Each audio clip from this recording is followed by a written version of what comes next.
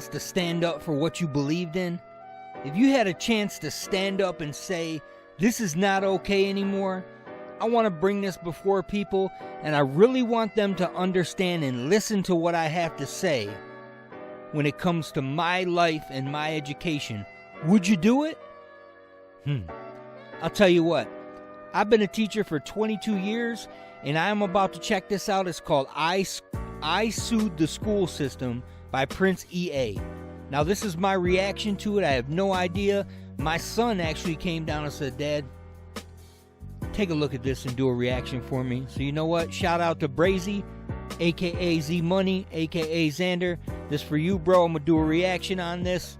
I don't know what it's about. It says, I sued the school system. He said it's very important that you listen to this and react to it. So you know what? That's what I'm about to do. Quick shout out to the new gear.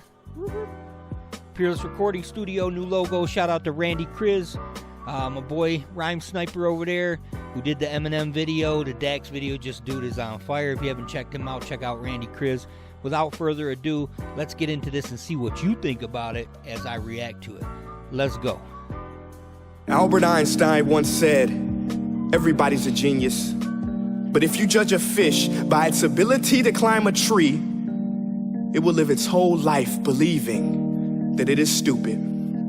Ladies and gentlemen of the jury, today on trial we have modern day schooling. Glad you could come. Not only does he make fish climb trees, but also makes them climb down and do a 10-mile run. Tell me, school, are you proud of the things you've done? Turning millions of people into robots, do you find that fun? Do you realize how many kids relate to that fish swimming upstream in class, never finding their gifts, thinking they are stupid, believing they are useless? Well, the time has come, no more excuses. I call school to the stand and accuse him of killing creativity, individuality, and being intellectually abusive. He's an ancient institution that has outlived his usage. So, Your Honor, this concludes my opening statement, and if I may present the evidence of my case, I will prove it. Proceed. Exhibit. So right away, you're talking about, look, schools don't promote individuality or creativity. You know, right out of the box, I want to hear what he has to say about his evidence here. The fish thing, I get it. I get that it's a great analogy, and a lot of kids struggle with, where do I fit in? How do I fit into this mold? If I'm square and this is a round hole, how do I get in there? That's tough. So I want to listen to it more before I give some thoughts. Today, here's a modern day phone. Recognize it? Here's a phone from 150 years ago. Big difference, right? Okay. Stay with me. Here's a car from today, and here's a car from 150 years ago. Big difference, right? Well, get this. Here's a classroom of today, and here's a class we used 150 years ago. Now, ain't that a shame? That's a fact. That's a fact. And I know this whole coronavirus has provided a lot of difficulties for teachers and students because they haven't learned, they haven't prepared for this. They haven't prepared for what school could, or some people might say should look like, or how it should be different than it is traditionally. And I think this whole coronavirus has really caused people to step up to the plate and recognize that this may be the new norm. Something to the effect of distance learning, Schoology, Google Classroom, Zoom meetings, all those things may be a wave of the future. And I don't know. Let's see what he's got to say again. In literally more than a century, nothing has changed. Yet you claim to prepare students for the future? But with evidence like that, I must ask, do you prepare students for the future or the past? I did a background check on you and let the record show that you were made to train people to work in factories, which explains why you put students in straight rows, nice and neat. Tell them sit still, raise your hand if you want to speak, give them a short break to eat, and for 8 hours a day, tell them what to think. Oh, and make them compete to get an A letter which determines product quality, hence grade A of meat. Wow, he's making some very valid points right here that I cannot argue with. Now, that being said, I want you to understand that I teach alternative education, and I've been doing it for 22 years. So I have very much been in this mindset of what he's talking about, that You know, the traditional classroom is not for everybody. It's not. The anxiety that comes along with the competition that's brought forth by, you know, a school system that says, hey, you want to be successful, you need to be the valedictorian. You want to be successful, you need to be in the top 10 of your class. You want to be the best athlete, you want to be the best artist. And I get that life is basically a competition in terms of survival and how are you going to fit in and what, but how do people get there? How do people climb and dig and not get discouraged in today's society when how they live their life does not coincide with how they live their life in school? It's like going into an institution and there are all these rules and expectations that are very hard to reach for a lot of kids because they don't fit the mold. They don't fit the way that things were placed before them to say, hey, this is the way you got to go. And they say, well, I don't know how to go that way. I'm not sure what you're talking about. I don't know how to just sit and listen for an hour and a half for each class or 48 minutes or whatever system your school uses. And I'm supposed to soak up this information. And if I can't put my hand up because I'm going to be nervous. I'm going to feel like I'm embarrassed. I'm going to feel like I'm stupid. And a lot of times when kids raise their hand in class, they get the, hold on, listen.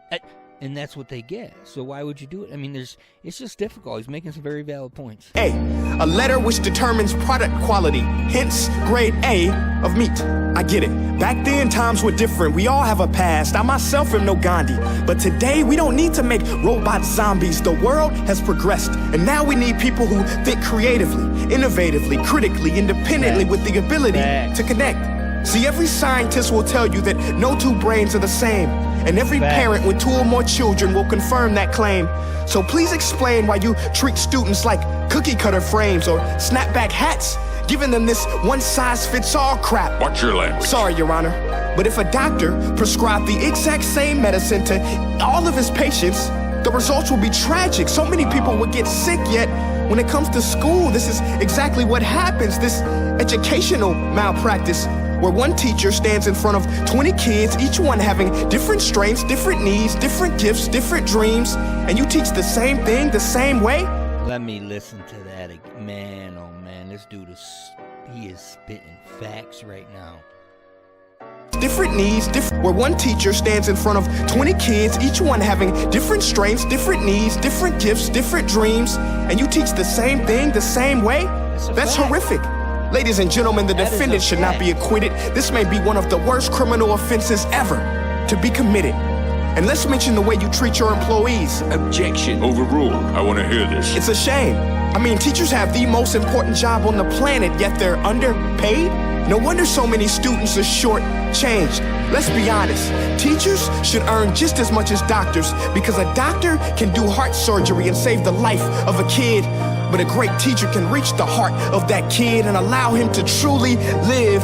See, teachers are heroes that often get blamed, but they're not the problem. They work in a system without many options or rights. Curriculums are created by policymakers, most of which have never taught a day in their life.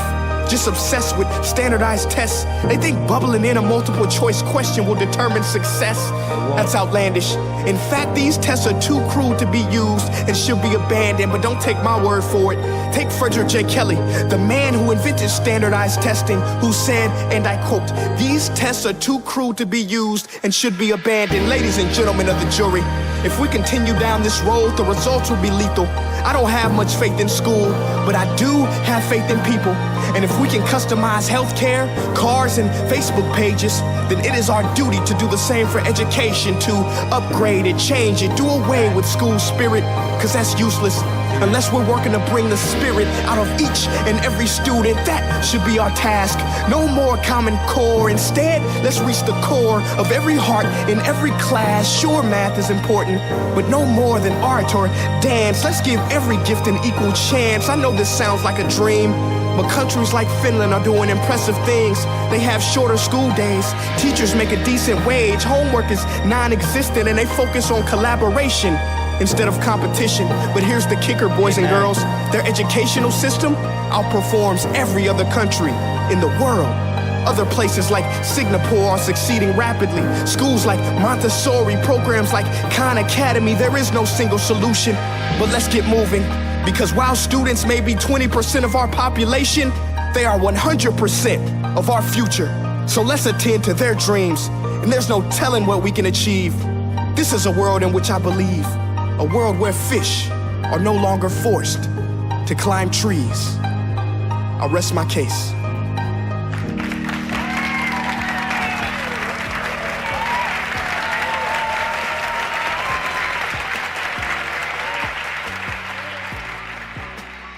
Hey guys, my name is Prince EA, and I want to say thank you so much for watching my video. But now, I want to know what you think. How can we together create a more efficient, effective, and just better future of learning? I want you to visit nestday.com/preorder the future and share your thoughts and ideas on the topic. Peace. Hey, I'm going to say right off the bat, this is difficult. Very difficult, because there are a lot of people out there that are stuck in their ways and have been doing this for a long, long time, that still stand behind an educational system that is completely and 100% outdated. It was built for the Industrial Revolution. It was built to create factory workers. It was built to do things that just don't exist, frankly. You know, I'm going to be honest, I teach alternative education, and I'm not opposed to, you know, a lot of the curriculum that's put before me, but there are a lot of opportunities that I've taken advantage of to have creative freedom with my own curriculum, or to take an existing curriculum and shape it and mold it in a way that meets the needs of my kids. Now, if I was to stand up before a class and say, this is my teaching style, and all of you are supposed to learn that I'm the one that's in charge, and what I say, the word is bond, and you have to learn my way, they're not going to be very successful. My job as a teacher is to adapt my teaching style to fit every single kid's learning style in that classroom, and to do what I need to do that's necessary to get that information, or to assess that information whether they've learned it or not. The bottom line is that each kid is their own individual self. They have been brought up differently. They have different exposures to different classroom settings, different expectations. All these things that they bring to the table are completely different, and yet we put them in rows, and they're supposed to learn the same exact way, and it is not effective. I struggle with this, because what are you really going to use algebra for? People say, oh, wait a minute, I could tell you right here, here's an example you can learn. I get it, but is every kid going to learn that and need it and use it? What are we teaching them? We want them to know all the presidents of the United States when you can look them up on your phone. You want me to go, okay, ready? First Amendment, freedom of press, speech, religion, assembly, petition. Right to bear arms is a second. Third is, no, okay, why? Why are we teaching them all that?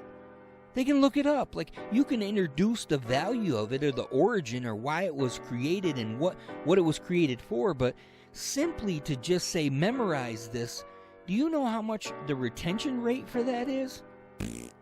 Zilcho, enough for your test, and then they move on. They don't care. There are so many things that we're missing the boat on. Let's think about all the things that you were not prepared for by school. Why do we go to school? If it's not preparing you for life, why are we going to school? Okay? Are you telling me that school prepares kids to understand the travesty of somebody passing away in their life? Are they prepared on how to have a personal relationship with another human being, and how to be productive with that relationship, how to treat people, how to handle adversity, how to persevere, how to establish resiliency when you fall down? I mean, are kids prepared to buy a house, to rent an apartment? Or are we still teaching them how to write checks? Who the heck writes checks? Every once in a blue moon?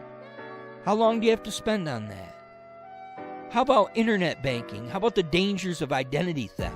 How about the ability to, really, really understand what the power of voting has? What it is that you can do to impact society?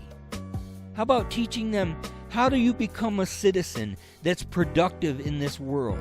How do you exercise the gifts? More important, how do you find the gifts that you have that you need to exercise in life? How many people get out of school and go, I have no idea what I want to do with my life?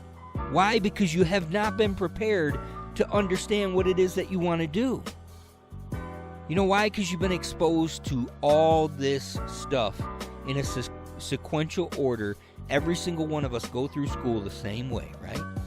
Kindergarten, first grade, second grade. And it's all a curriculum that's supposed to prepare you for what? For what?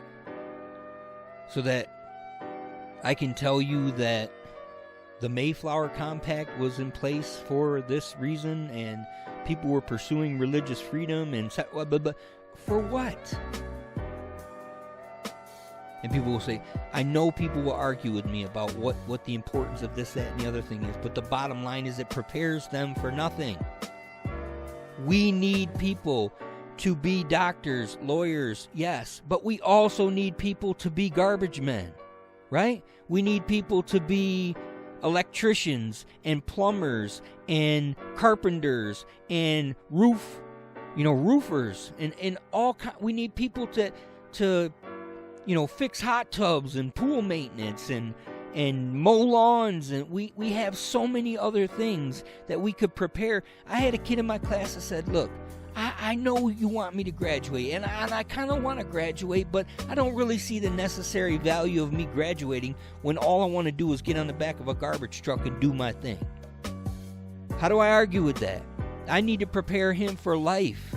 If he wants to be a garbage man, then be a garbage man. Be the best garbage man that you can be. Start your own company, because waste management is huge and it's important. We need to upgrade. Where are we placing this stuff? He needs to know how to do that if that's what he wants to do. But he also needs to be prepared for life. Why is driver's ed an option? Why are we just saying, parents, you're responsible to teach your kids to drive? Why not make it a mandate? Why not? You cannot graduate from school unless you pass your driver's test. And the driver's test is going to be put in front of you. You're going to be prepared in school to take all the things that you need to take into consideration when you're behind the wheel of a car. And we're going to practice. And when we get out of here, we're going to be the best, safest, defensive drivers that we can be. We're going to know how to change tires. We're going to know how to change our oil. We're going to know how to be safe. We're going to know how to use what blind spots are. We're going to know all that stuff. We teach that or global history. Because I know that everybody's going to shoot me here in the comment section and say, well, what do you mean? You should teach some, but really? Do you need to know all that stuff? Or can you get a premise and say, kids, I want you to be investigators. I want to change your attitude about school. I want you to have an attitude of curiosity. I want you to collaborate with each other instead of competing with each other and go find out the information that you find interesting about these topics. I'm not just going to go, okay, there's a textbook, somebody determined that's the most important thing, and it's in bold are the definitions, and you need to recite those, learn them, recite them, regurgitate, whatever you want to call it, so I can spit it out on a test so that I don't care about, so that I can forget about it when I leave. And it had nothing to do with anything in school, anything in life. Didn't have anything to do with anything. You're just forced to do this. And I could go on and on and on, but the bottom line is that, are you going to prepare kids to be model citizens? To be creative, to be innovative, to do something with your life, to have impact on this world? Are you prepared to be a parent? Are you prepared to understand about what the prescription industry and the medical industry is about and all the things you need to take into consideration when you have a child? How do you take care of that child? How do you investigate? How do you find out for yourself about your own health and well-being? How do you set yourself up financially? Do kids really know about apps and things on their phone?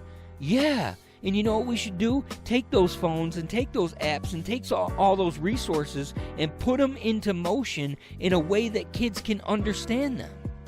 Or utilize what we're trying to teach them in a way that they're receptive. Okay? How do you compete with kids that are gaming constantly? You got 55 things going on, Call of Duty.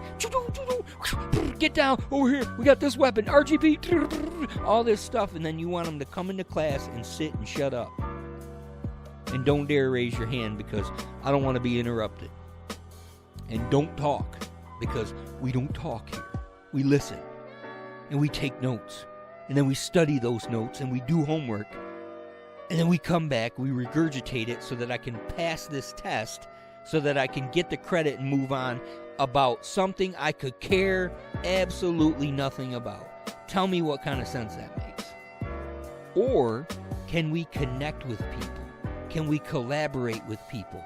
Can we learn about all the character traits that are so important in this world? How do we respond to situations if we've never been put in them and taught how to respond to them? How do we become public speakers if we've never been given the opportunity to do it at our own pace? Or to do it about something that is interesting to us? And maybe do it in a way that has steps. Not jump up in front of your peers and start talking about something. Well, you're supposed to speak on something that's persuasive, okay? Don't eat from McDonald's because it's bad for your health. Ready, go. That's not motivating to people. People are individuals they're interested in things that they care about. So expose them to different things and different methods of collaboration with the class. Expose them to different generations so you can bridge the gap instead of creating separation. There's all kinds of things we could talk about, but the bottom line is that he stood up here and made a point that, you know what? The school system needs to change. It needs to evolve and adapt to society. That's okay. And you know what? We need to be behind that. But I know as a teacher, I just do what I'm told. Do I have a lot of creative freedom? Yes, because I work in alternative education and I'm working with kids that are in danger of dropping out of school because they've been completely disconnected. So when you're disconnected from something, that breeds apathy, lack of motivation, not wanting to come to school. There's no goal. So if that's happening, then what are we doing about making it a point so that doesn't happen? We can get to kids' hearts. We can get to kids' minds. We can get to what it is that makes them tick if we just take the time to listen, to have an attitude of curiosity, to find out who they are, what they're about, what makes them tick. And if it's different from you, it's okay. Period. So what if they listen to music that's different than you? So what if they don't think the way you think? So what if they don't dress the way you dress? So what if they don't believe what you believe? Find out who they are. Give yourself an opportunity to teach them. Because if you respect kids and respect them for who they are, make a connection with them, they're going to be a lot more receptive to the things you say. Bottom line. I could go on and on and on about all the things that I've had the opportunity to have, to do and to have impact with on kids, but I don't have, you guys have probably already shut the video off. But here's the bottom line. If you like this content here, please go ahead and subscribe to this channel. I'm going to listen to more of this stuff and I'm going to react to more of this stuff because it is important. Now, do I have all the right buzzwords and did I say all the right things? I don't know, and I don't think so. But you know what? This is my reaction and my opinion to what the guy is saying. It is what it is. If you like it, hit the subscribe button, tap the notification bell, give me a like, and leave a comment. Let me know what you think. What is your answer? How do we fix this? It's got to be a team and global effort. So that being said, hey, we'll catch you on the next one. Thanks for your time.